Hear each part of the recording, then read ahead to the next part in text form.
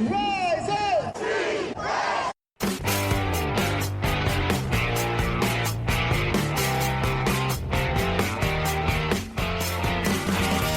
This is the Rise Up See Red podcast, all about the Arizona Cardinals and the NFL, featuring insider and outsider perspectives. Enjoy the best hour of Cardinals talk on the web. Now here are your hosts, Jess Root and Seth Cox.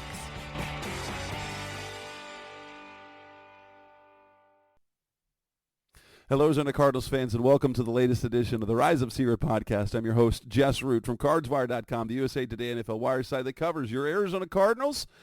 And recording on a Tuesday night episode, 529, is co-host Seth Cox from AvengeOfTheBirds.com, the SB Nation Arizona Cardinals site, covering, of course, and we're in a weird time right now because there hasn't been any news with the card. Well, actually, there is one piece of news that we're going to talk about, but we're not going to dive too deep into things. We're going to start piecemealing a little draft stuff because we are in April. We're about 3.5 weeks away from the NFL draft. But nothing's happening. There's no trades. I will say this. Mock draft season is in full force, and I will say, you remember that little snide comment I made last week about when we were talking about the mock drafts, and I was like, well, what if the Chargers drafted J.J. McCarthy and traded Justin Herbert? I put together a mock draft like that. I know it was a completely irresponsible one, but I wrote it full out. But y'all have to understand, mock drafts for us are scenarios. They're not predictions for the most part until we get to the end, because we don't, I don't have the ears. I don't have ears inside organizations throughout the NFL. That's guys like Daniel Jeremiah and that Mel Kiper. All those guys have feelers and hear things. We're just playing out scenarios that would be crazy. And so I wrote one over the weekend. But the basis was, hey, Jim Harbaugh already said that he would select J.J. McCarthy first overall. And I'm like, well, they have the number 5 pick. What if he wanted J.J. McCarthy? And so I based on everything, and I have them trading Justin Herbert to the Vikings. Now I understand. I completely ignored the insane cap implications for the Chargers. It wouldn't work. They'd be in cap hell. They'd take on like $89 million. They would take like a negative $89 million cap hit with the trade. But that wasn't the exercise, and people hated me about it. But I will say this: the 500,000 views I got, the 500,000 reads that I got on Sunday alone, oh my gosh, that was worth it. That was almost as crazy, Seth, as one of my colleagues over Cowboys Wire. He did a mock draft, and these are irresponsible. I say they're irresponsible because right now it's just vast speculation, playing scenarios where the Cowboys trade Dak Prescott and CeeDee Lamb to move around the first round and end up drafting Jaden Daniels with the 5th pick. And that was the only article on the network that did more traffic than my irresponsible mock draft, and it did 750,000 in one day. Can we just get to the draft? Yeah, I mean, you just got to write crazy stuff, and people hate read it and then want to yell at you, right? Like they did. I had someone on Twitter tell me that this guy hoped I lose my wife and kids and my job. I'm like, do you even know who I am? Do you understand mock drafts, especially like we've been asked on my network to write a mock draft every week. That's not really my thing. Like, I like to do the Cardinals. Do I want to do a full mock draft? But I'll be well prepared for when we do our mock draft show at the end of the month, because I'll run a few scenarios. But my goodness, people. I need to keep Jim Harbaugh and Justin Herbert's name out of my mouth. Come on, guys. My job is to talk about the NFL. It's okay. Well, and it's also not that serious, right? It's not that serious at all. I even said that it was a crazy scenario. If this was, what if Jim Harbaugh wanted to coach J.J. McCarthy again? I know it's not happening, but that's the fun of the internet.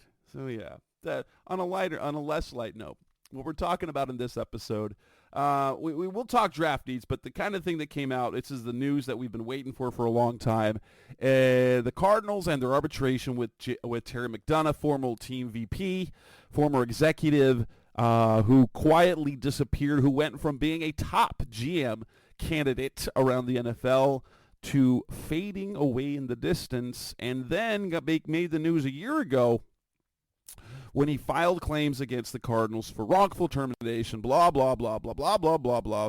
We finally have a ruling, and the headline, and I'll admit I wrote the headline the same way, is that the Cardinals were ruled to pay McDonough $3 million.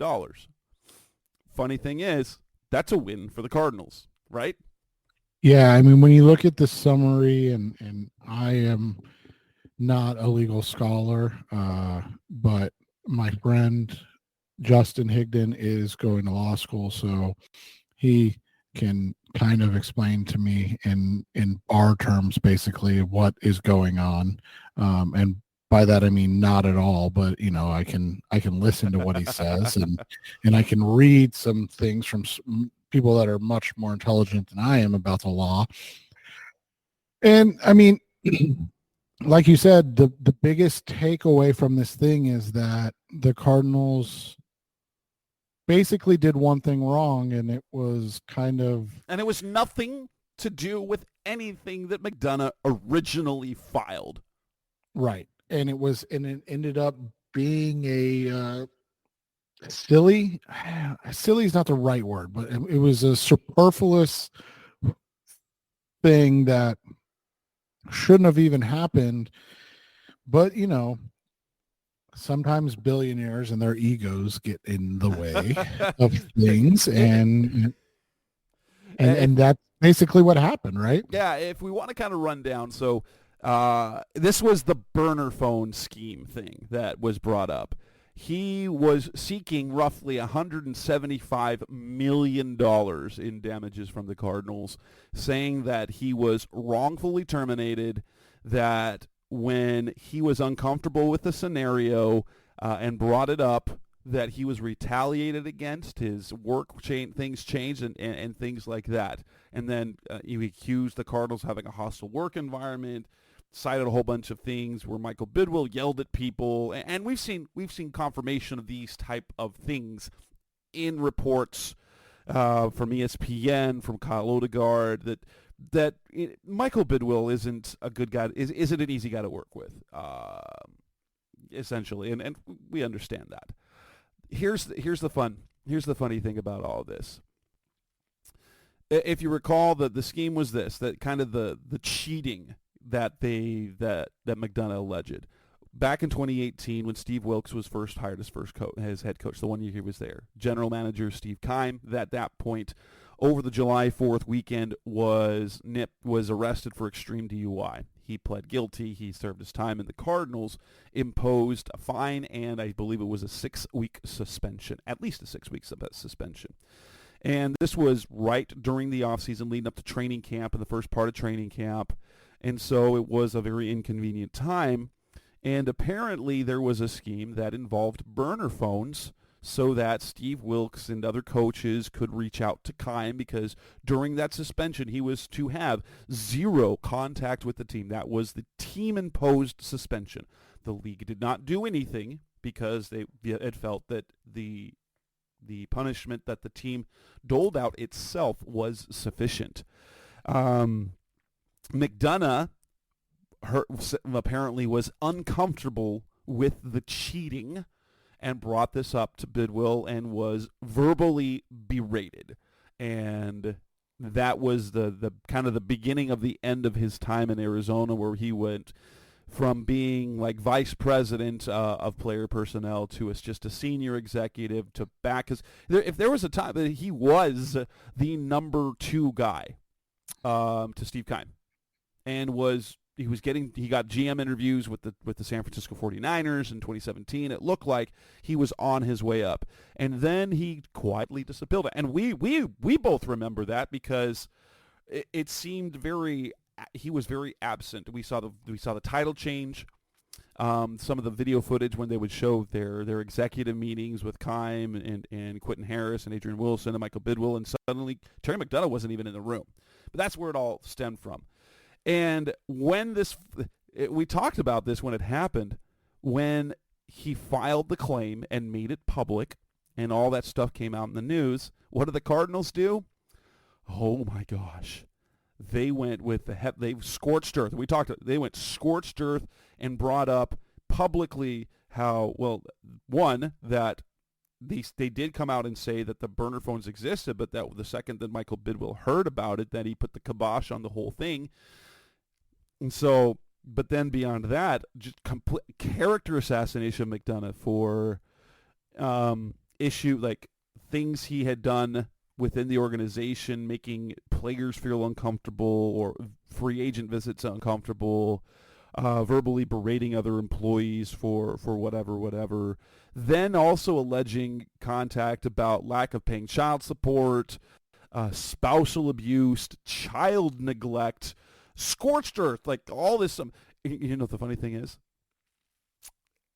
That which we felt was too far. We felt that it was too much. Like, what is this? There was some pettiness going on, almost like we felt that they both had this file on each other, and they were playing chicken. And Bidwell or whoever in the organization told McDonough, "Don't do it, McDonough, because we've got this." And when McDonough said, "I don't care," then the Cardinals just put it out there. And in the end, the arbitrator dismissed everything that was regarded to the employment side of things. And the only thing that the Cardinals had to do was pay $3 million for defamation, and it was simply for their heavy-handed statement that they made about McDonough publicly that was accessed and open on the Counterpoint website up until recently. So for like a year, because they said all those things when they didn't necessarily have any evidence to it. They were basically, they crossed the line. They did so with malice, and it was clearly malicious. But yeah, and so rather than changing organization, getting Michael Bidwill fired, and the scandal and having to pay McDonough over $100 million, they pay him $3 million, and they accepted that. They say that we respect that they think it was too far. It doesn't sound like what the Cardinals said. They regret it at all. I think they regret having to pay him $3 million, but as you and I discussed off the air, they had kind of planned to pay him his salary for a while anyway. So it was just an interesting situation in that, I think a lot of the times these guys have high opinions of themselves, and then they forget that, nobody in the end really cares about them, unfortunately. And like you said, the Cardinals way overstepped what they did and have to pay for it. But McDonough thought that he had a smoking gun, and in the end, he has really nothing. And that's the thing. I mean, that's just how, unfortunately, these situations work out a lot of times. And it's one of those situations where people don't understand termination and like termination law or an employment law. And I don't understand it either at all. So I'm not going to say I understand it, but I can read what smarter people write than me. And the basis of it is that, you don't have to be fired for cause. And so when you get fired and then you're like, oh, I'm being fired because I stood up on the moral high ground of not cheating with burner phones. And the arbitrator goes, okay, that has nothing to do with why you were fired. Like that's, and even if they say, oh, we're firing him because he disagreed with, us using a burner phone, that's still not illegal. And so even though the idea of it sounds wrong, right? Like it definitely doesn't sound right. It's not illegal. And so that's what makes this whole thing interesting, is that, if you are anti-Cardinals like Mike Florio, you come out saying, look at the Cardinals, they're a bad organization, and Mike Bidwell is a scumbag, and blah, blah, blah. And if you're a Cardinals fan, you just kind of go, all right, well, I guess that's over with now, right? Like, can we move on? Like, this was embarrassing. You're embarrassing yourself, dude. Like, don't put other people's business out in the streets, because like you said, at some point your business is going to come up too. And yeah, I mean, this is definitely one of those situations where you're just kind of like, all right, I hope this never happens again. And if it does, then at that point, maybe the NFL has to do some more investigating of, why do your employees keep trying to get you in trouble, like in bigger trouble, right? Like, and so, yeah, the whole situation, it's over. Thank goodness. Although there was an interesting tidbit in there just because of what they were finding. This was the wild part. Larry Fitzgerald managed to find himself in the middle of this because McDonough's former father-in-law sent Fitzgerald an unsolicited letter in 2018. It says, this is from Tisha Thompson at ESPN, in September 2018, Larry Fitzgerald received an unsolicited letter from McDonough's former father-in-law accusing McDonough of abandoning his daughter. Fitzgerald gave the letter to a team executive and who did not notify Mr. Bidwell of the allegations and just instead put the letter in Mr. McDonough's employment file and never spoke a word of it to Bidwell until nearly 5 years later, that's when they used that as some of the evidence for what was said in that scorched earth statement. But oh my gosh, even Larry Fitzgerald was involved with this. Michael Bidwell didn't know about it, but what the heck? It seems like everyone involved is gross. Like McDonough, gross. Bidwell, gross. McDonough's former father-in-law. Why would you send something to Larry Fitzgerald? Right.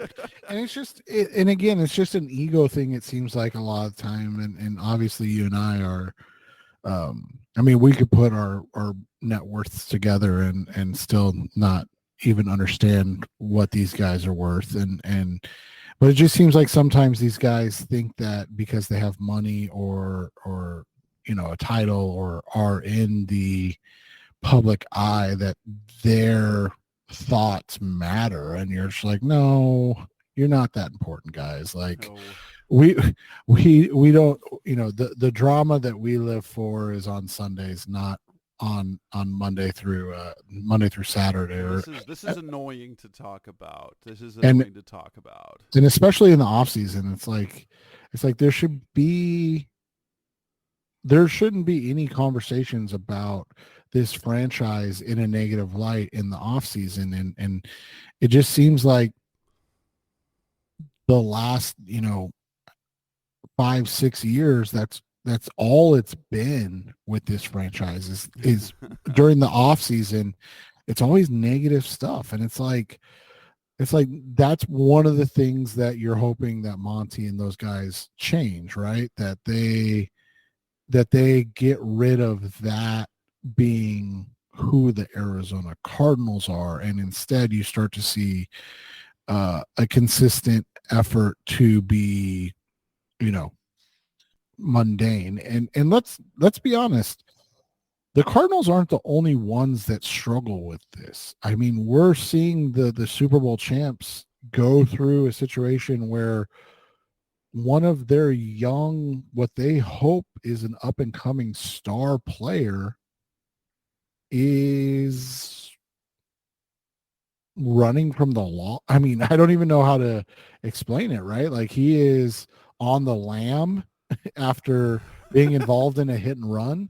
Like, it's just, and it's not just money. And I don't want people to think I'm saying that, but like, money can breed that, where people, don't make good decisions because they think they have money or they want to protect the money that they have. And sometimes their better judgment. I mean, Rashee Rice, and not to change the subject from the Cardinals, but just as an example, Rashee Rice, from all indications, has been a great kid up through SMU to obviously his first year in the pros. And it seems like he made a really, really dumb decision, probably out of fear, probably was maybe intoxicated or, doing something he probably shouldn't have been, got in an accident, and decided, oh, I should not be at the scene. and it just seems like these guys a lot of times let their ego and things like that get in the way of just like, think about it from the Cardinals perspective. You let Terry McDonough burn the bridge, right? Like, just let him do his thing. You respond with boilerplate. We enjoyed having Terry as a employee for the past X amount of years. We wish him nothing but the best, but it was time for us to go in different directions. And literally, this $170 million lawsuit is worth $0. I mean $0. Right. The only thing they were dinged on is for the stupid statement they put out. And so that, again, it comes back to like, did your ego get in the way of just being like, okay, it's a disgruntled ex, whether it's in life or business, right? Disgruntled ex, don't respond. Just let them have their moment. If the people around you are the people that you want to surround yourself with, they should believe you and that know who you are as a person, so you shouldn't have anything to worry about. And it just seemed like he couldn't help himself, and he had to get a statement out there to counter what was going on. And it's just like, man, this could have just been over and done with, but you had to butt in. The one thing that we have to wait on, and I'll ask you what you think will end up happening, is that one thing that was stated in the judgment was that the burner phones were said to have been used. The arbitrator, Jeffrey Mishkin, found that there were burner phones and used. And the question is, will the league come in and impose some sort of penalty? Now, that it's going to be tricky, and I'm going to give you a list of people are like, well, or they should lose some draft picks. The history suggests that might not happen based on what we're seeing. One, there's never been anything like this before, and two, this is now a he said situation. McDonough said, "Hey, we had these burner phones. I brought it up, and it was Bidwill's plan." The Cardinals are saying, yeah, we heard about when Bidwill found out about the burner phones, he's like, no, stop that. Because it was during his suspension, it was, it was impermissible. But if we're going to look at and I found a list, I mean, good old Wikipedia. It doesn't include the most recent one. When have the teams been docked draft picks? And dating back to 1980, they all have to, almost all of, like the vast majority of them were salary cap things, for violation of the salary cap, which is one of the things that happened to the 49ers recently. A couple years ago, they did some incorrect reporting of player benefits, but it wouldn't have put them over the cap, and so they lose a pick next year, and one of their picks gets moved to after the comp picks in like the fourth round. But if we go to 1980, there was an illegal tryout, and in 1980 the Raiders exceeded the player limit. Contract violations, illegally sequestering players in 70, I don't know about that. Illegal use of injured reserve, tampering, salary cap. Then, of course, the famous one, videotaping, the videotaping stuff by the Patriots, tampering, bounties. The Cardinals were involved with that because, well, those victims. Tampering, the deflated footballs, tampering, artificial noise into the stadium by the Falcons, which is now legal. Deflating football. Okay, there was the second year in a row for that. Off-season workout policies, so that's a work environment. Tampering. The Patriots for videotaping again. Salary cap, COVID protocols, tampering, salary cap. So yeah. And so you look at the times that teams have been docked draft picks. And then the Cardinals, they didn't lose a draft pick, but they settled their tampering with Jonathan Gannon with a deal with the Eagles. Isn't it ironic too that now the Eagles are being investigated for tampering? Hey, they figured, the Cardinals, it worked out for the Cardinals. I don't know. But what do you think? I feel doubtful that the league will end up coming and do anything. One, they have a tendency to protect their owners. But two, like if you look at as the speculation, it would only be a true violation if it was known about and carried out, when by the team's account they were obtained, and then it was immediately, and maybe there was, I'm sure there's some smoking gun that shows that there was contact with Kime, but that once the owner found out, said, no, that's it, nope, that's not happening. And if that's the case, why would the league come down and do that? I feel doubtful that there will be any such, maybe a fine, but I don't think they're going to lose draft capital. Yeah, I would agree with that. I don't see any way that there is, but never say never type stuff, right? Maybe they'll lose a 7th round pick for us, Jess. Oh, dang. Lose a 7th round pick. No, what would actually be worse? If they they move that 7th round pick to the back of the round. I know. That's our luck. Roger Goodell, don't you dare. Don't you dare. Please. Anyway, coming up next on the Rise of Secret podcast, the best of our Cardinals talk on the web. Something better. We'll talk about the draft, but we're going to talk draft over the next few shows. But what are the Cardinals' biggest needs and secondary needs as we look at the draft coming up in this month? That's coming next on Rise of Secret. We're back on the Rise of Secret podcast, best of our Cardinals talk on the web. Now talking NFL draft. The Cardinals have 11 selections in the 2024 draft, pending any deals that could or could not happen. They've got 2 picks in the first round, 6 picks between day 1 and day 2, and then another 5 on day 3. We've talked about what we should do in free agency. They've made moves in free agency. As we enter the draft, let's talk primary needs and then talk secondary needs, because the truth is, right, almost with any position, you can go, yeah, we need more of those guys. And so you could do that. But let's talk, if we're thinking day 1, day 2 pick, or even like round 1, round 2. Well, they could do day 1, day 2. So they're they've got the 6 picks in the top 100, the top 90. What do you feel are their critical needs that they should address, that they're like, we got to take care of early in the draft?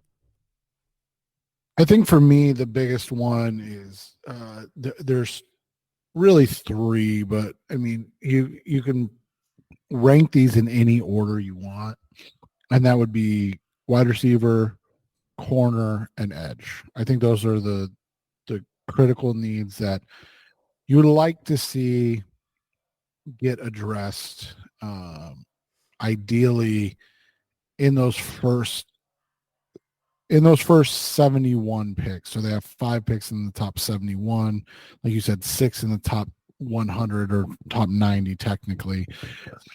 You'd like to see them address a pass rusher, obviously a wide receiver and a corner in those picks, guys that can maybe not starters per se, but guys that can make impact. And then obviously whoever you pick in the top, whether it's at 4 or 6 or 8 or 11 or 12, wherever the pick is, that's the other, those guys have to start, but you getting high level reps from, if so, whether it's again 23, 27, whatever that ends up being their next pick in the first round, they need to get a starter and a very like an immediate contributor.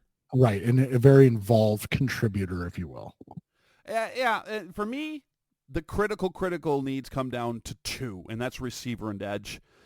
Although we'll have to wait and see on the edge, just because, Well, and that's the hard part, because I think you and I and the guys that aren't there, we definitely see it as a need, but we've said it a number of times, and nobody's going to listen to us until it actually happens, obviously, but it seems like they are not unsatisfied with their edges, right? I mean, you got B.J. Ojulari, and okay, you believe in him. They even, one of the new signings, I think it was Justin Jones, mentioned B.J. as a guy that's promising, and we'll say this organization, this coaching staff believes in Zaven Collins. I don't know if they'll commit to the fifth-year option. They believe that he can be a premium edge guy. And we didn't see it. I mean, we saw him doing decent at the position. But receiver's a must, though. I mean, you can't look at that receiver room and be satisfied. Like, that's gross. Yeah. So you need a big-time receiver. Now, obviously, the easy one, take Harrison, and you've got that. Or take Neighbors, and you're set.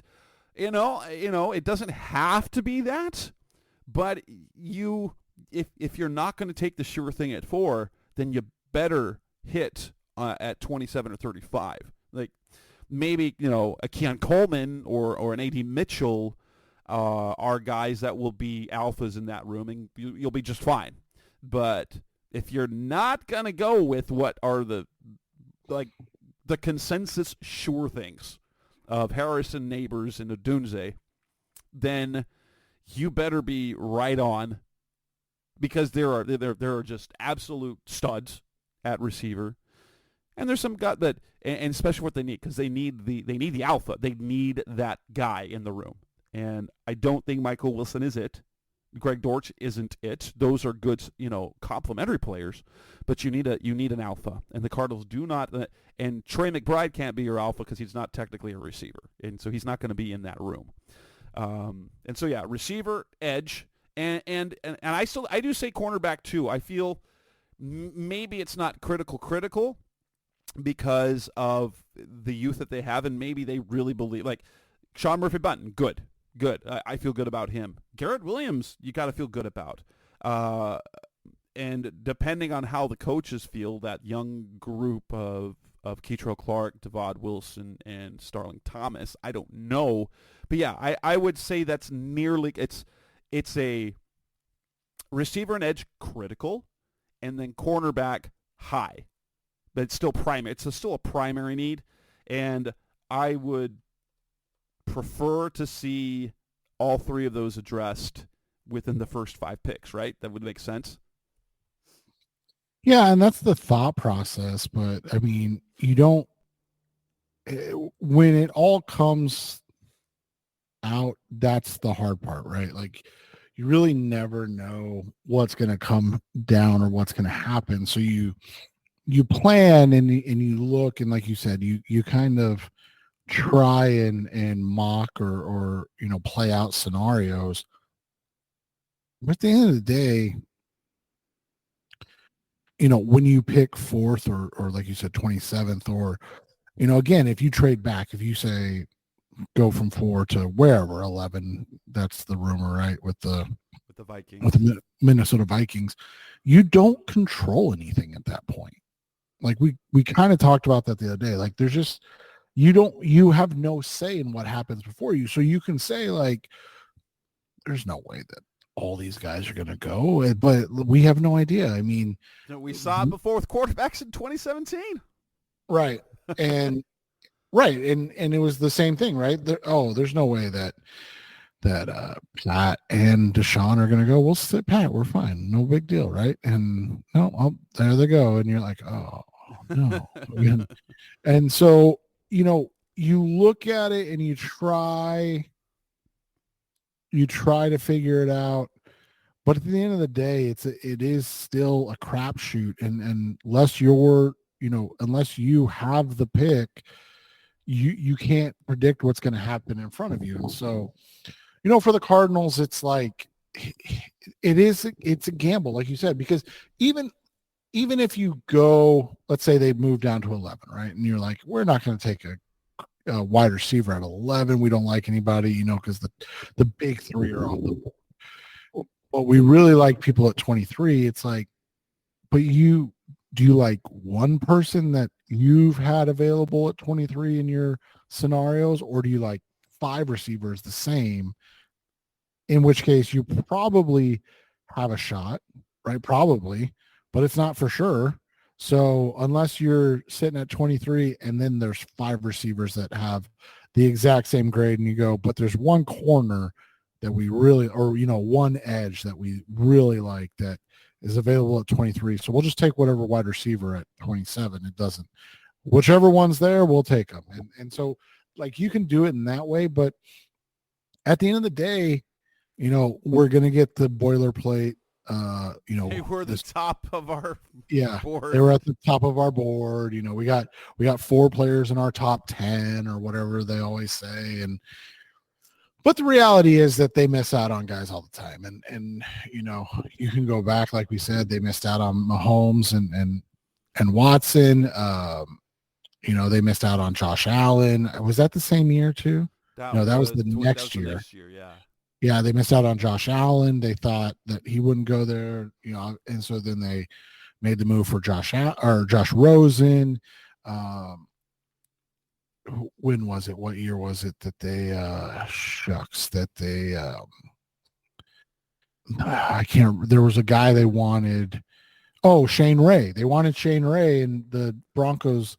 I think the Broncos traded in front of him too to draft Shane Ray.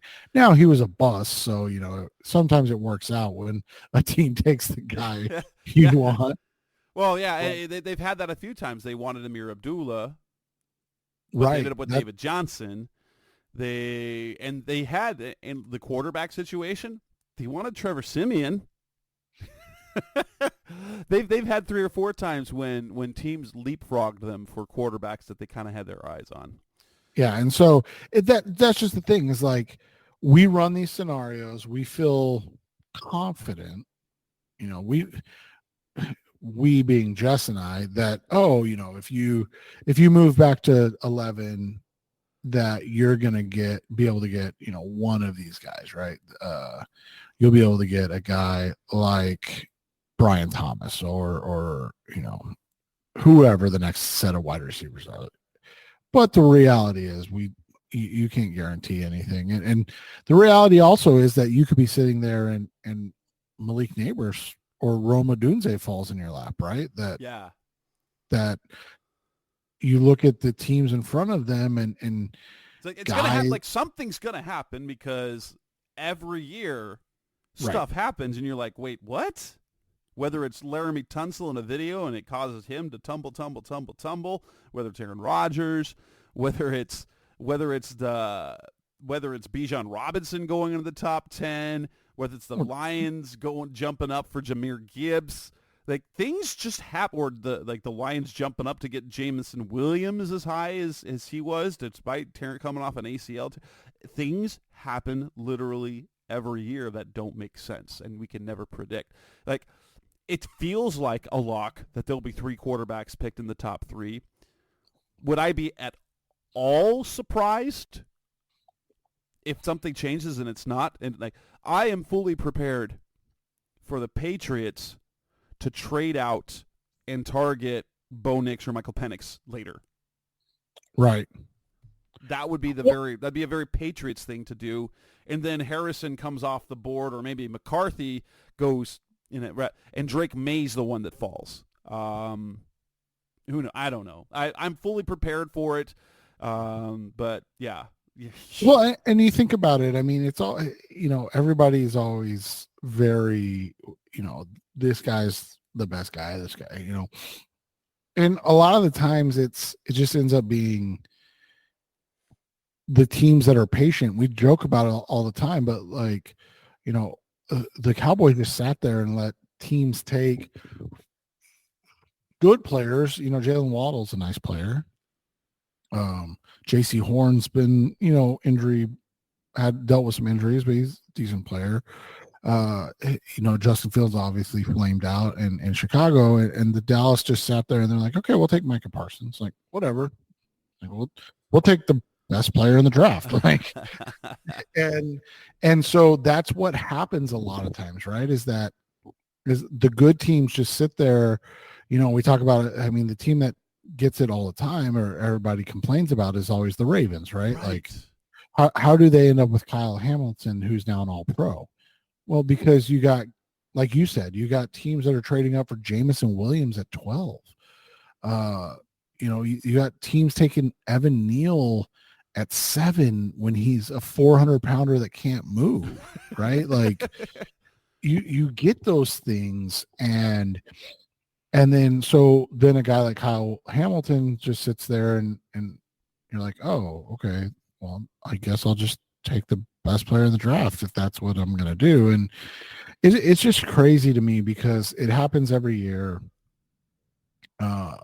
Good players end up falling and bad players end up going higher. And then all of a sudden we're sitting here having this conversation because the teams that draft and develop poorly are back at the top, right? I mean, think about, like the Cardinals. Right, like the Cardinals, and they're the easy one, but and I know this team's kind of easy too, but think about the Los Angeles Raiders, right?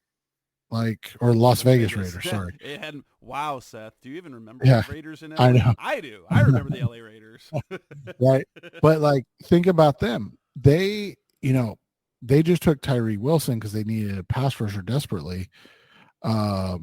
Because 3 years ago, they took Cleveland Farrell, 4th overall.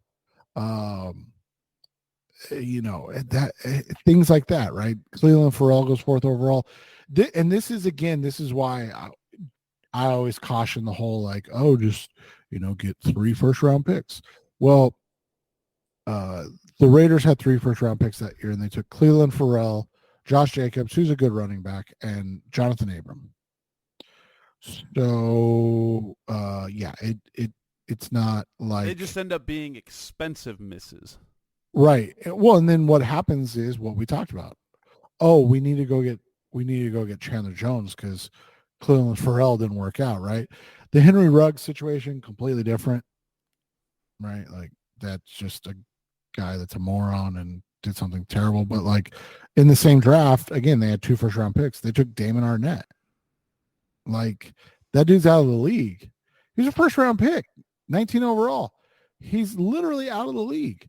So it's not as simple as just like, oh, if you have, you trade back and you get the guy, and you're like, no, because if you miss on that pick or you didn't reach because, you passed on the guys like, CeeDee Lamb and those. Remember, the Eagles took Jalen Reagor instead of Justin Jefferson, like literally one pick before him. So it's not easy. If it was easy, then everybody would be good all the time. And so you just have to understand that you have to be convicted, and you have to have a good foundation for the player to come into, and you do have to get lucky. Other positions of note for me, these are alert positions but aren't critical because they have players in place, but they could be upgraded. And so you look at interior line, like guard center. You look at linebacker off the ball. And I think those are the 2 areas there. And then guys to develop, guys you want to, like, you don't necessarily want to go premium so because then they won't play. But if you could find day 3 or late round 3 and day 3 players that can maybe develop into something, tackle, running back, defensive line, and safety. Yeah. And I was going to say, the big thing with that is, like you said, running back and safety especially, you want to have those in-house. We talk about the good teams, right? What makes Baltimore great and contenders every year? Back. Right. But they're also always ready. Like, you look at it, they've just lost a guy in Geno Stone, who I think he was really like good. Led the NFL in interceptions like 2 years ago. Yeah, and now they're just like, all right, good luck, Geno. Like, have fun getting paid a lot of money because we've got all these guys already in place. Like, we don't need you. And it's not that he's bad by any means. It's like, oh, we've already got our guys in place. They drafted Kyle Hamilton. Like I said earlier, he didn't play a whole bunch as a rookie. He had some reps. He wasn't a guy that was, a day one starter by any means. And what did they do? They just developed him and got him ready. And then when it was time to let somebody go, they're like, hey, I mean, that's what they do. They just get guys and then develop them. And then, I mean, think about Justin Matabuke, right? He's a guy that was a 3rd round pick, didn't play much, and now he was 9th in the defensive player of the year voting, had 13 sacks, all pro. Like, he's slowly developed, and he was a day 3 pick, just like you're talking about, Jess. Like, that's a interior defensive lineman. You didn't need him in year 1. He got better and developed into a monster by year 4. That's what you want with those late day 2, early day 3 picks. If you get more than that, obviously it's just luck has a lot to do with it. I don't want to take anything away from people, but like, you look at it, guys like Alex Highsmith, right? That the Steelers drafted. He was drafted 102. You know why he's good? Because he went to a program that could take their time, develop him. He only had to play 5 games as a rookie, or start 5 games as a rookie. So then he developed and became a guy that had 6 sacks, then 14 and a half sacks. Made a Pro Bowl. Like, those. When was the last time we talked about the Cardinals doing that? with the outside the top 100 picks. It just doesn't happen. Right. Like, you could say probably the best example of that was Budda Baker, because when they drafted and they had the safeties and he filled in as a rookie, and that he was he was a Pro Bowl special teams player as a rookie, but it was about halfway through the year when Tyvon Branch got hurt that he stepped in and then played really well. But yeah, like, it's not happening. Like, we had it happen a long time ago. So right, Bobby Massey became a starter. Like, you look at other guys. Yeah, it just doesn't happen. Like, Calais Campbell. Right. Calais is the perfect example. Like you said, like, guys like Budda, guys like Calais, those are. But those were pretty. Those were not day 3 picks. No, but I mean, Calais was a 3rd rounder, I believe, wasn't he? Yeah, he was. And so that's the thing is, like you said, you don't have to be that good. Like, obviously that's probably a little over the top. I mean, and Calais was a top 50 pick, so maybe he wasn't a great example, but that's right. He was second. No, I was Darnell Dockett was 3rd round. It was and so you don't. But I mean, Darnell and Carlos Dansby are great examples, right? Like, those were guys, and those changed the foundation of the franchise more than anything. You had Darnell's as his 64th pick, and he came in and earned his spot and then developed into a Pro Bowl player, right? And he wasn't very good his rookie season. He started all the time, but he wasn't very good. And it wasn't until year 4 that he broke out. And then the Cardinals, signed him to a long-term deal and things like that. And you look at it, that's what it should be. I've got one guy, Rashad Johnson. Yes, it's been a long time. No, and Rashad Johnson was that guy. And that's exactly it. That's the problem, man. It's been a long time. And when you get that and you don't develop those guys and you don't get anything out of them, it becomes really hard to have success. And that's why the Cardinals have struggled to find continued success since that time. Because, I mean, you mentioned it, Rashad Johnson, 95th pick. That's a great pick. That's a guy that was integral to your defense, ended up playing for a while, really good.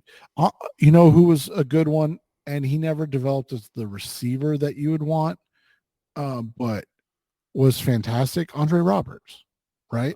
Yeah. And developed into one of the best return men in the NFL, made an all-pro team, a Pro Bowler, late 3rd round pick. Like, that's a great pick. Yeah, it didn't work out for the Cardinals because they were just like, oh, you're not turning into the receiver. And that's the Ken Wisenhunt era, obviously. And then to the Arians era, but it's like, oh, you didn't turn into the receiver we need. You're not good. As opposed to being like, oh, no, this is a guy that, can be utilized in different ways. But the problem is when you, like you said, you get Bobby Massey, you get and Justin Bethel in one draft, but Michael Floyd, has an alcoholic or becomes an alcoholic, and Jamel Fleming doesn't even make it. It looks really bad because Bobby Massey, is your best player. Probably Justin Bethel's your best player out of that draft, right? Yeah. And that's where the problem comes. And it's the same thing. You mentioned Tyrann Mathieu. Tyrann Mathieu, we've talked about before. He fell obviously because of the off the field stuff, but you get Tyrann Mathieu in the 3rd round. That should be a great draft. That should be a foundational draft. And instead you had Kevin Minter, who never really developed into the guy you were looking for, and Jonathan Cooper, who couldn't play. And so you look at it and you go, what went wrong? Oh, that's what went wrong, is that the first 2 guys you took didn't even measure up with the 3rd guy. And so that's been the Cardinals' problem. They'll hit on their first rounders and then get nothing out of day 2 and 3 guys, or they find a gem on day 2 and get nothing out of their first rounders. It's like, hey, can't we just do like a full draft one time, please? That's the hope. That's the hope. And so, yeah, that kind of covers what we're going to talk about tonight. We've got the critical needs, receiver, edge, corner, and then you could go. The guys that you want to have ready. Not necessarily, they don't have to be like. Yeah, other positions, tackle, they seem okay, but the interior line, running back, you could never really have enough of those.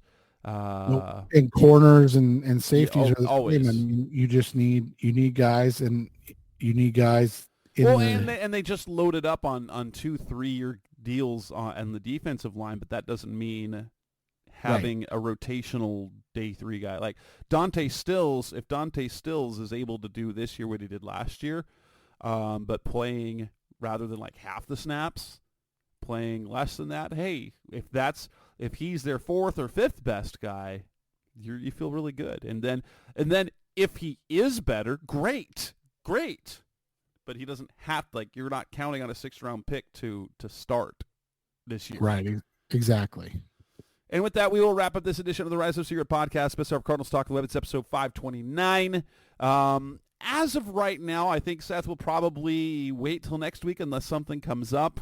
I think I'm going to try and bring on Howard Balzer for an episode, maybe throw on a couple. We got some more draft stuff to do. We've talked a lot of draft already, but we'll delve more into that in the weeks to come. That's Seth Cox. I'm Jess Root. This is Rise Up Sea Red podcast. Thanks for listening as always. Maybe we'll be back in a couple days. Otherwise, it'll be next week. Thanks for listening to the latest edition of the Rise Up Sea Red podcast. Listen to previous episodes and subscribe to the show on Apple Podcasts, Stitcher Radio, Audioboom, or many other podcast platforms so shows are delivered directly to your mobile device. Please give the show a 5-star rating and always support the sponsors who support the show. We'll be back soon for the best hour of Cardinals talk on the web. Rise up Red Sea, be Red Sea Red, and of course, Rise Up Sea Red.